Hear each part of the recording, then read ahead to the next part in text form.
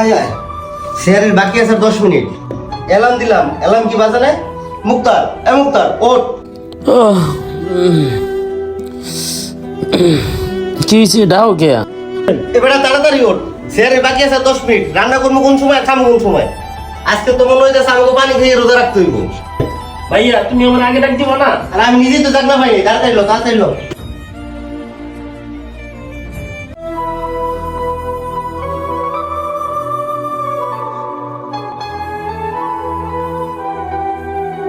মুন্না ভাই, রমেশ দা তো বললো আজকে বুয়া আসে নাই, আর বুয়া সেহেরিও রান্না করে নাই।